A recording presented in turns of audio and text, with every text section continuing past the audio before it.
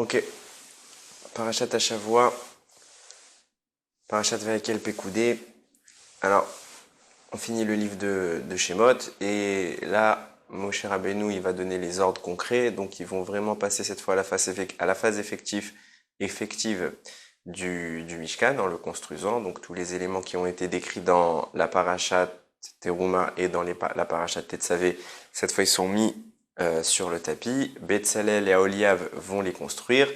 Et ça va donner enfin le Mishkan que le Ham Israël dont le Ham Israël va profiter durant les 40 ans qu'ils étaient dans le désert et qui va continuer à être utilisé par la suite quand on rentrera en Eretz Israël pendant un temps, jusqu'à du moins la construction du Beth Amikdash.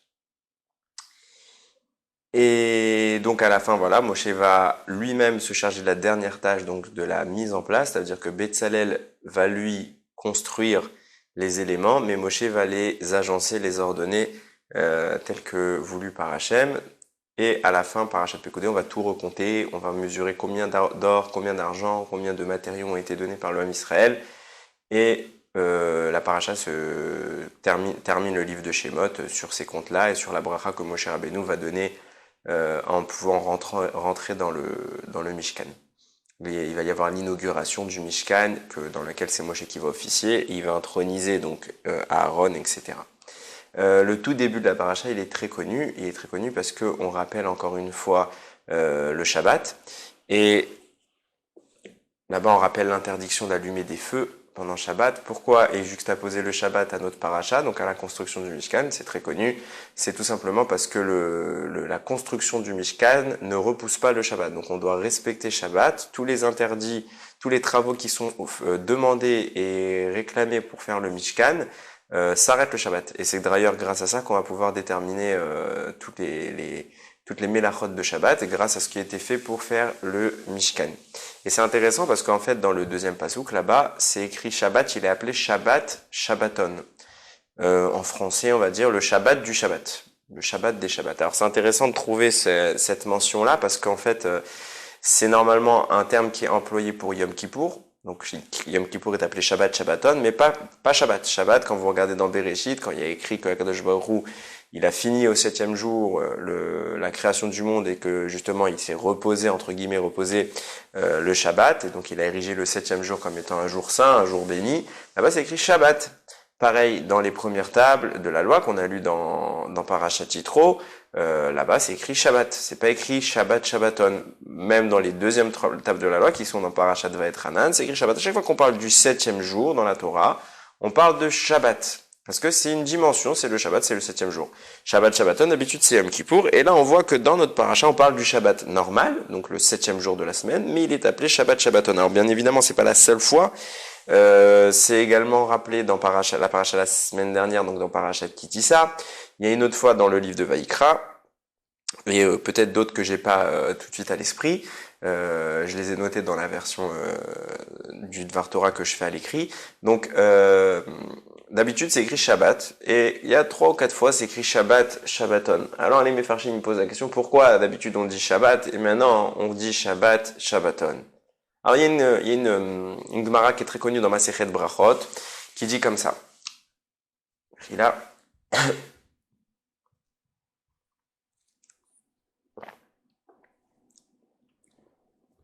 qui dit comme ça, que celui qui fait la volonté d'Akadosh Baruch Hu, alors son travail, il est fait par les autres. Ça veut dire quoi? On sait tous que depuis la faute d'Adam Arishon, nous on a été maudits, nous les hommes, de devoir travailler à la sueur de notre front, alors que jusqu'à maintenant on vivait dans le Gan Eden gratuitement, on était nourris, on n'avait pas d'effort à faire pour avoir de quoi subvenir à nos besoins.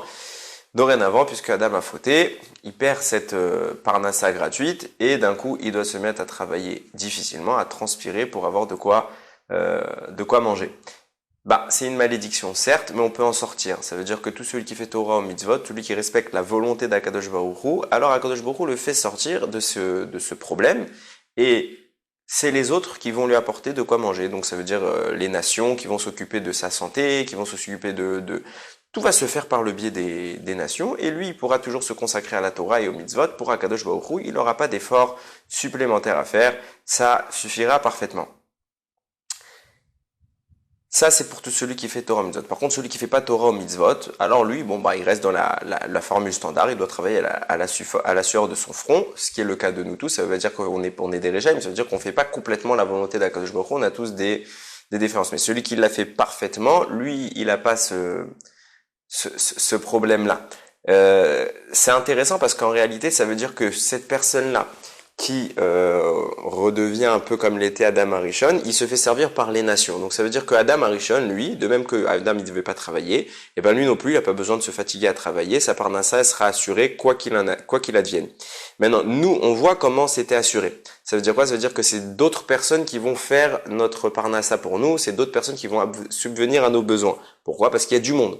Mais en fait, si on devait redéfinir la chose à l'époque d'Adam Arishon, par certes, Adam Arishon, il avait les fruits à volonté, etc. Mais il fallait bien qu'il aille s'occuper de chercher de quoi manger. Donc ça veut dire que son travail, il n'était pas fait.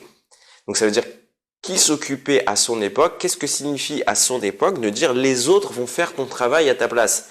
Puisque nous, il y a des autres, oui, je conçois. Mais ceux qui n'ont pas d'autres personnes pour faire le travail à la place. À l'époque où Adam, où il n'y a personne d'autre que lui, qui va faire le travail à sa place? Donc comment cette notion, elle est réalisable à l'époque d'Adam Arishon? Alors pour comprendre ça, il y a un Ramban qui rapporte que faut savoir que les 6 jours de la création sont comparables aux 6 millénaires de l'histoire du monde, tandis que le 7e jour, le Shabbat, il est comparable au 7e millénaire. Ça veut dire quoi? Il y a une corrélation. Le monde est géré dans le Chol par 6 jours pour la semaine, et dans le Kodesh par le 7e jour, le Shabbat. Et ben pareil, le monde est régi dans 6 millénaires Chol, quelque part. Donc c'est puisque dans ces 6 millénaires où le monde, il est entre guillemets exprimé avec l'existence du mal. Et le 7e jour, donc le 7e millénaire, correspondra au Shabbat Agadol, le Shabbat, donc ce qui est comparable à ce qu'on appelle le Olam Haba, le monde d'après, donc un Shabbat parfait, plein de spiritualité et sans barrière matérielle. Et vient le Shla Akadosh, il dit de là tu vois que le mal est régi dans une dimension, intervient dans ce monde au travers du 6. Du 6 pour les 6 jours dans lesquels on est dans le Chol, on n'est pas dans le Kodesh, c'est pas encore Shabbat, et les 6 millénaires dans lesquels le mal existe, dans lesquels il a encore une domination, une expression dans le monde. Et le 7, ça rentre évidemment dans le Kodesh. Et c'est pour ça que on trouve quelque chose d'intéressant, c'est que 6 en hébreu, la valeur numérique de 6, la lettre qui a pour valeur numérique 6, c'est Vav. Le Vav, il est particulier, il exprime le mal. Justement, on voit les Chachamim, ils rapportent que quand tu comptes toutes les lettres de la Torah, tu en arrives à une qui est au milieu de la Torah, puisqu'il y a bien un milieu dans la Torah. Et tu en arrives précisément au passouk suivant que j'ai pris ici. Donc c'est dans Parashat Shemini, on est au milieu de la Torah, et là il y a écrit Kol Oler al Gachon, tout ce qui va en rampant, tout ce qui avance en marchant sur le ventre. Et le mot Gachon, il y a un Vav. Le Vav là-bas, il est écrit en grand format. Pourquoi? Parce que ce Vav, c'est le milieu de la Torah. C'est le milieu en termes de lettres de toute la Torah. Il est écrit en grand format. Évidemment, quand on parle d'un quelque chose qui est rampant, ça fait tout de suite référence au serpent. Le serpent, forcément, on sait tout de suite, c'est l'image du mal, des forces négatives qui ont contaminé le monde, qui ont incité Adam et Chava à fauter. Et là-bas, c'est écrit un Vav majuscule, un Vav en grand format, en grande calligraphie. On voit de là, nous dit le Shla, qu'en effet, on voit que, puisque c'est le serpent qui est mis en avant là-bas, le Vav, évidemment, il est en rapport avec le serpent, et c'est toute son expression. Alors pourquoi ce Vav qui représente toute l'expression du mal se trouve au milieu de la Torah? Alors on avait déjà évoqué cette idée du Khatam Sofer, quelque chose d'époustouflant, qui dit que, en réalité, il faut savoir que le rôle du Nachash, le rôle du serpent à l'origine, donc de toutes les forces du mal, est complètement différent de ce que nous on envisage aujourd'hui. C'est pas que de nous tenter. Le rôle des forces du mal, c'était un contrat entre l'homme, donc le Ben Israël, à l'époque Adam Arishon, et le serpent, donc les forces du mal. C'est un contrat à l'image de Issachar et Zevulun. L'un étudie la Torah, l'autre fait le monde matériel, et ils font un partage. Celui qui fait le monde matériel, qui rapporte la parnassa, nourrit également celui qui étudie la Torah, et en contrepartie de quoi? Celui qui étudie la Torah fait bénéficier celui qui a travaillé à hauteur égale de son étude. Celui qui a étudié reçoit sa parnassa parce qu'il est servi par quelqu'un d'autre, et celui qui a travaillé reçoit aussi une part de la Torah parce qu'il nourrit celui qui étudie. C'est un contrat qu'on appelle Issachar et Zevulun. Le mal n'était pas l'ennemi, le mal était l'adjoint. il était l'associé, il avait la moitié du rôle. Nous, on devait faire le Olam Haba, donc pas le Olam Haba, le Olam Rouhani, du moins le monde spirituel, tandis que lui devait faire le Olam Hagashmi, le monde matériel, il devait travailler le monde matériel, on devait travailler le monde spirituel, et ensemble, en harmonie, on avait chacun la moitié du travail à faire, on devait élever le monde. C'est ce qui était prévu. Le serpent n'était pas un ennemi. Et on voit bien quel était son rôle. Bon, évidemment, après, on a fauté, on a tout cassé. Mais on voit bien quel était son rôle. C'était justement de servir Adam Arishon. Ça veut dire qu'à l'époque d'Adam Arishon, qui était le vecteur de celui, si je faisais Torah Mitzvot, donc comme on dit, qui allait assurer la subsistance de Adam Arishon, c'était le serpent, c'était les forces du mal. Les forces du mal devaient assurer ce travail-là. C'est elles qui étaient celles qui devaient nous permettre de faire notre travail sans que nous ayons à le faire. Et c'est là que ça devient intéressant. Il y a le shoot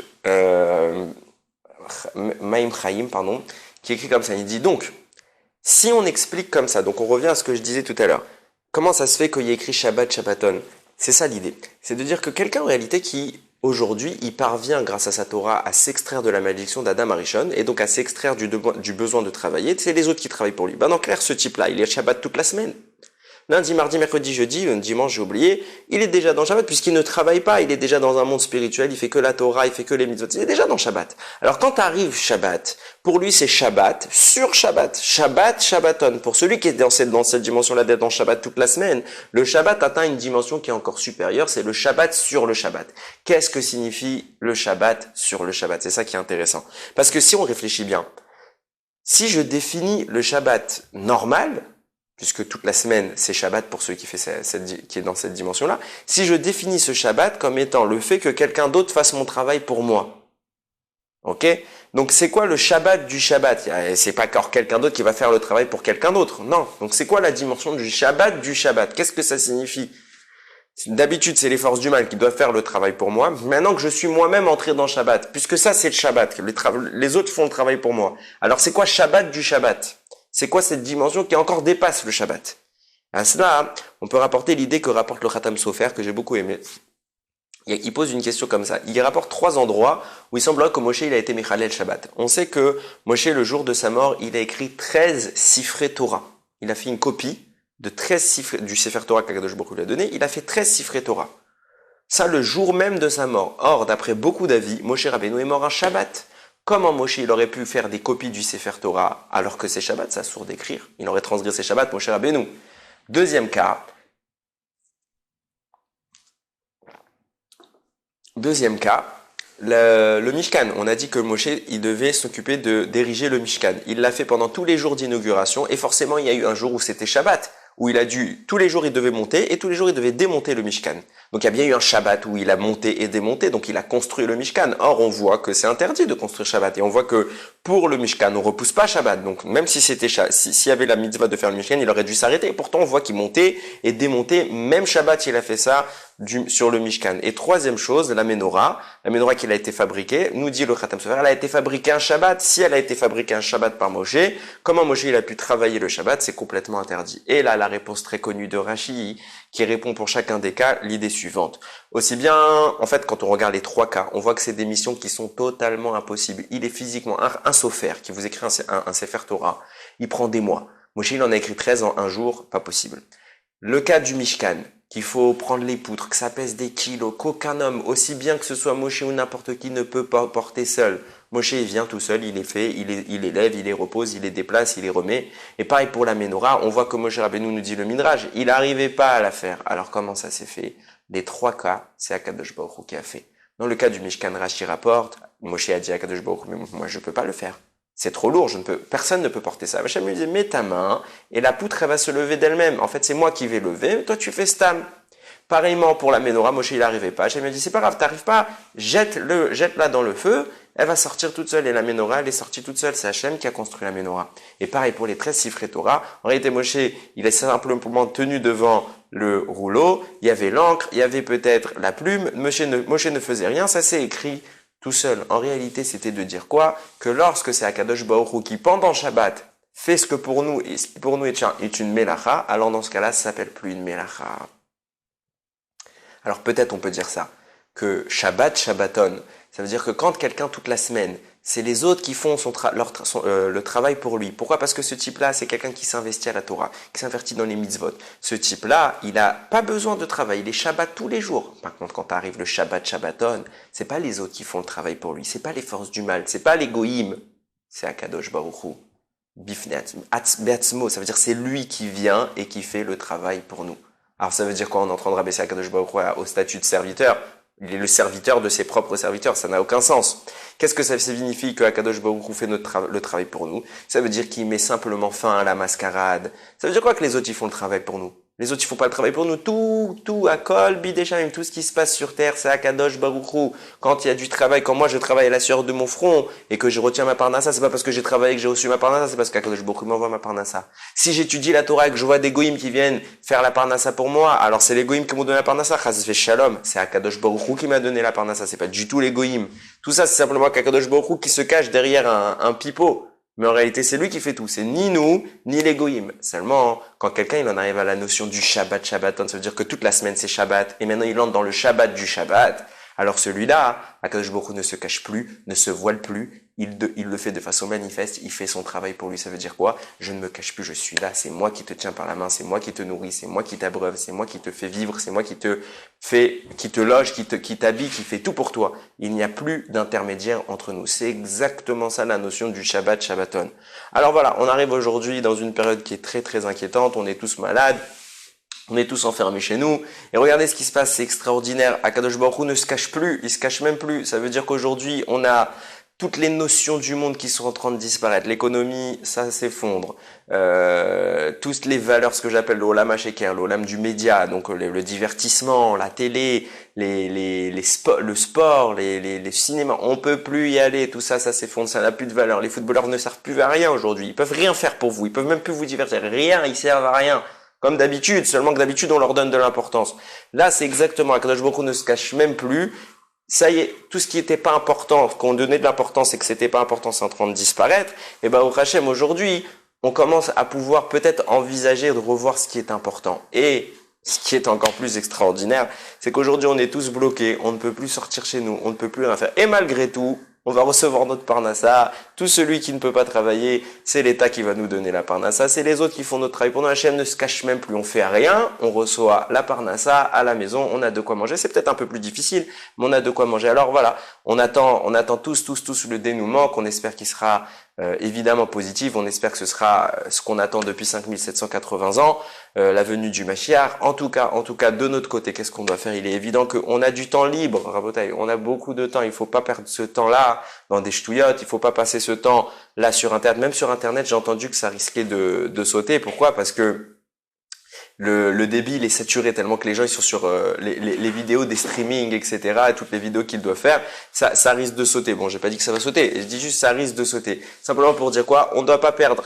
tout notre temps devant l'écran, on ne doit pas perdre tout notre temps devant des jeux vidéo. On a l'occasion plus que jamais d'étudier la Torah, alors il faut profiter qu'on est chez nous pour le faire avec nos enfants. Voilà, Pessah arrive, pourquoi ne pas préparer nos enfants comme on l'a jamais fait à la Yetziat Mitzrayim en leur racontant mieux que jamais à l'avance, pas que le soir du Seder, on prépare le Seder à l'avance, on prépare tous les commentaires, on prépare toute l'histoire de la sortie d'Égypte, justement, de même qu'on a été libéré en Nissan, Akadosh Baruch Hu va nous libérer peut-être, Amen, qui va nous libérer en Nissan, alors qu'on soit prêt pour ça, Yiratson que ce fléau se termine par un très beau dénouement, que Mashiach Tzidkenu il arrive, Baruch Adonai Leolam, Amen ve Amen.